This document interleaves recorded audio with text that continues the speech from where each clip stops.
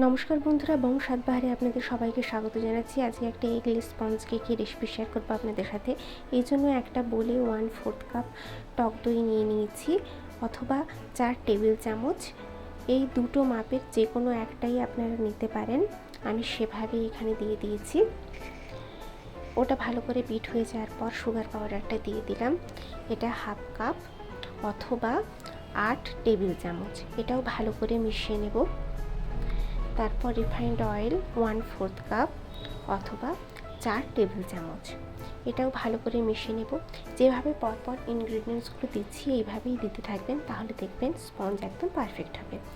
এরপর ময়দাটা দিয়ে দিচ্ছি 1/2 কাপ এবং 1/4 কাপ। ওটাও ভালো করে মিশিয়ে নেওয়ার পর দুধ দিচ্ছি। দুধে কিন্তু 1/2 চা চামচ ভিনিগার গুলিয়ে নেবেন, তাতে বাটার মিল্ক টাইপের হয়ে যাবে, ওটাই কিন্তু দিতে হবে।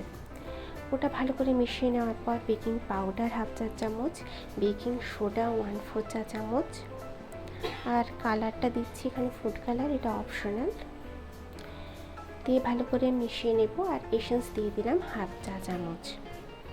এরপর একটা কেক টিনে অয়েল ব্রাশ করে একটু ময়দা স্প্রেড করে তারপরে ব্যাটারটা ঢেলে একটু ট্যাপ ট্যাপ করে নিয়েছি। এরপর প্রেশার কুকারে 20 থেকে 25 মিনিট বেক করার পর লো ফ্লেমে, এই সময় আপনারা রাবারটা ইউজ করবেন কিন্তু সিটিটা দেবেন না, দেখবেন পারফেক্ট স্পঞ্জ রেডি হয়ে গেছে।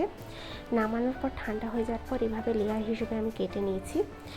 তারপর বেশ বোর্ডের উপরে রেখে লেয়ারটা দিয়ে একটু সুগার সিরাপ দিয়ে দিলাম। তারপর হুইপ ক্রিম দেওয়ার পর এইভাবে লেয়ারগুলোকে পরপর সাজিয়ে নিচ্ছি। এরপর বাইরেরটাও আমি ক্রিম দিয়ে পুরো ফিল করে নিচ্ছি। নেওয়ার পর প্যারেট নাইফ দিয়ে ভালো করে সেট করে নেব। তারপরে আমি নজল দিয়ে এই টাইপের একটা ডিজাইন করেছি।